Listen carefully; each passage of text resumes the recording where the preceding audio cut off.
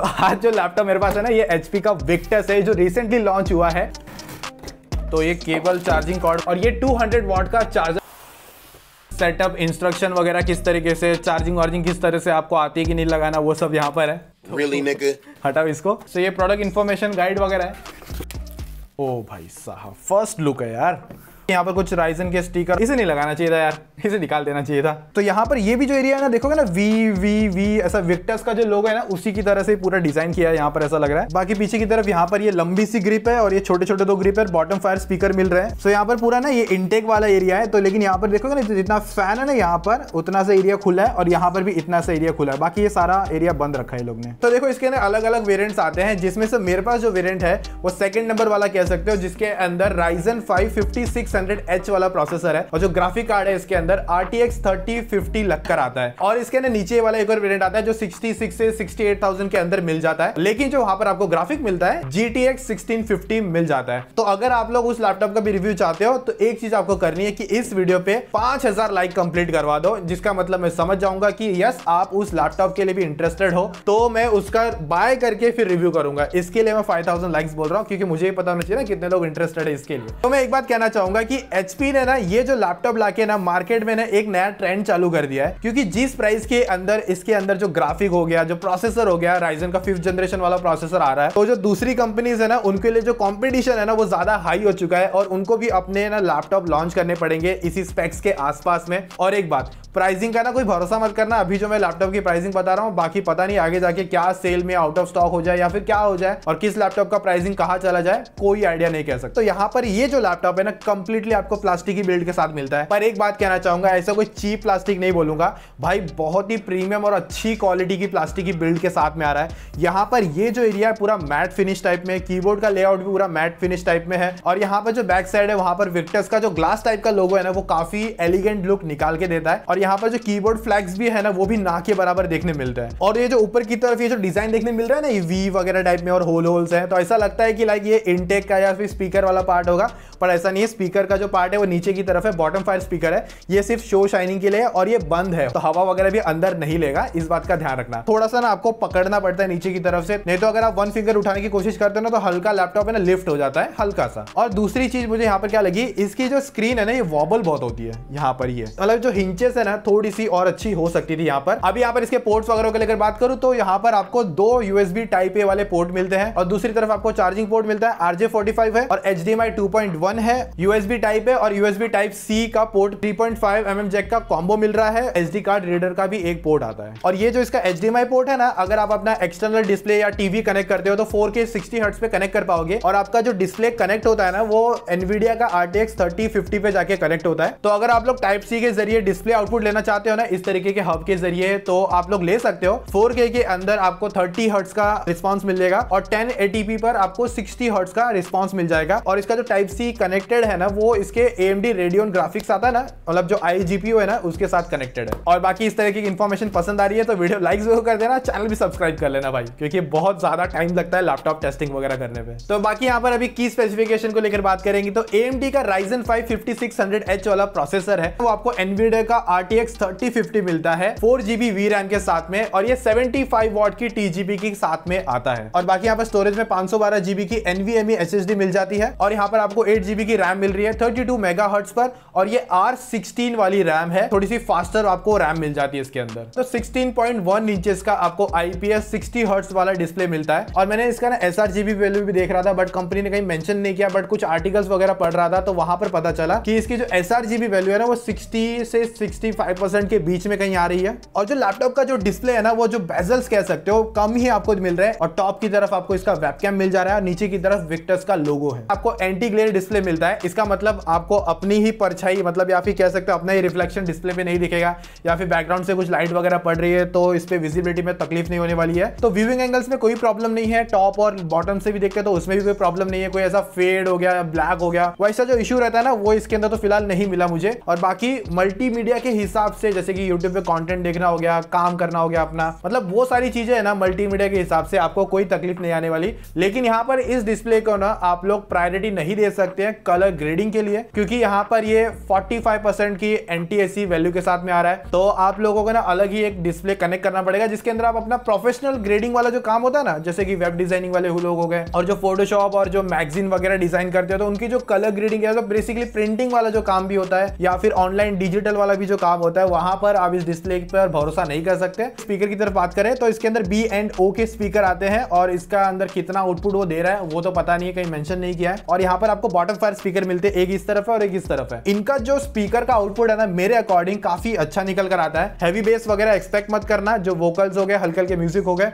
वो आपको अच्छे से सुन जाएंगे और थोड़े से लाउडर कह सकते हो। गेमिंग के हिसाब से ना लैपटॉप के अंदर जो कीबोर्ड्स आते हैं ना, वो उतने ज्यादा अच्छे नहीं होते, पर यहाँ पर इस लैपटॉप के अंदर जो कीबोर्ड है ना, ओ भाई साहब क्या ही मस्त एक्सपीरियंस निकाल के देता है। एकदम ही कह सकते हो टाइपिंग एक्सपीरियंस तो काफी अच्छा है और गेमिंग में भी थोड़ा बहुत कह सकते हो यूज कर सकते हो। फुल साइज 100% वाला कीबोर्ड मिल रहा है, तो जिसके अंदर नंबर पैड वगैरह भी आ जा रहा है और बैकलाइट कीबोर्ड है, तो रात को वगैरह काम कर रहे हो तो लाइटिंग वगैरह चालू करके भी अपना काम कर सकते हो। तो यहाँ पर इसके अंदर जो फॉन्ट्स है ना, जो कीबोर्ड पर लिखे गए ना, छापे गए जो भी है, वो ना थोड़े से अलग टाइप के कह सकते हो, अलग ही फॉन्ट है। बट मुझे पर्सनली जो फॉन्ट की जो स्टाइलिंग है ना, वो भी पसंद आई है। और अगर आप लोग है ना वॉल्यूम को मतलब स्पीकर ऑफ करते हो तो यहाँ पर एक छोटी सी लाइट चालू हो जाती है, जिसकी वजह से पता चल जाएगा स्पीकर ऑन ऑफ पर। और साथ में पावर बटन पर भी आपको एक लाइट मिलती है। बाकी यहाँ पर जिसका ट्रैक पैड है ना, वो एक तो बड़े साइज का भी मिल रहा है और जो इसका रिस्पॉन्स है ना ट्रैक पैड का, वो भी काफी अच्छा है और कह सकते हो स्मूथ तरीके से काम करता है इसका ट्रैक पैड। और वहां पर आपका जो विंडोज का जेस्चर वगैरह भी ना, वो भी यहाँ पर इसे सपोर्ट कर जाता है। तो यहाँ पर है ना 18 से 20 सेकंड के अंदर ना लैपटॉप पूरा स्टार्ट हो जाता है। अगर स्विच ऑफ है तो ऑन करोगे तो एकदम 20 सेकंड के अंदर पूरा प्रॉपरली रेडी हो जाता है। और बाकी सिक्योरिटी के हिसाब से देखें तो यहाँ पर आपको ना ही फिंगरप्रिंट अनलॉक मिलता है और ना ही फेस अनलॉक है,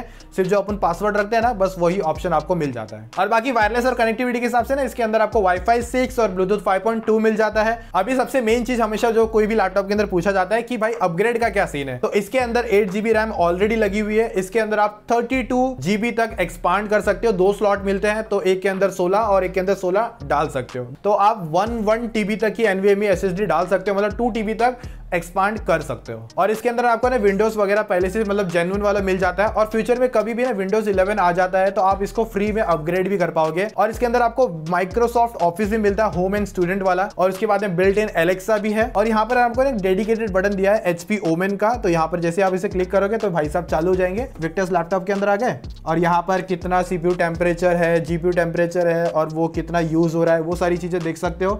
अभी धीरे धीरे कैलकुलेट करना स्टार्ट करेगा। और परफॉर्मेंस कंट्रोल मोड भी मिलता है, तो जहां पर आप परफॉर्मेंस पे रख सकते हो, डिफॉल्ट पे रख सकते हो। तो अगर डिफॉल्ट पे रखोगे तो वहां पर जो फैन है ना नॉइस कम क्रिएट करेगा, या फिर जब परफॉर्मेंस पे रखोगे तो अगर आप गेमिंग करते हो, थोड़ा सा प्रोडक्टिविटी जैसे एडिटिंग वगैरह का काम करते हो, तो वहां पर परफॉर्मेंस डाल दोगे तो लाइक लैपटॉप थोड़ा सा कूल होने का कोशिश करेगा, मतलब फैन थोड़े से जोर जोर से चलने लगेंगे इसके। और दूसरी बात, यहाँ पर आपको जो एयर इनटेक है ना नीचे की तरफ से होता है और जो एयर आउटटेक है ना वो आपको थोड़ा सा पीछे की तरफ देखने मिलता है। और इसके अंदर जो NVMe की स्टोरेज आती है ना 512GB की, तो उसकी रीड एंड राइट की स्पीड भी है ना काफी अच्छे स्कोर निकाल के देता है। तो सिनेबेंच R23 पर हम लोगों ने सबसे पहले 10 मिनट का CPU थ्रॉटलिंग टेस्ट करके भी देखा, तो 75 डिग्री टेम्परेचर था। और वो जो है ना 10 मिनट की थ्रॉटलिंग के दौरान, मतलब एक तो CPU थ्रॉटल नहीं करता, सबसे पहली बात तो ये टेम्परेचर सबसे ज्यादा हाई गया था, वो यहाँ पर अराउंड 1-2 बार ही गया था, 85 डिग्री पर ही गया था। तो इस लैपटॉप का जो टाइम स्पाई वाला या फिर जो R23 हो गया या Geekbench 5 का स्कोर हो गया, ये जो भी स्कोर्स है ना, ये आप कंपेयर कर सकते हो उन दूसरे लैपटॉप के साथ में कि भाई इसमें स्कोर ज्यादा है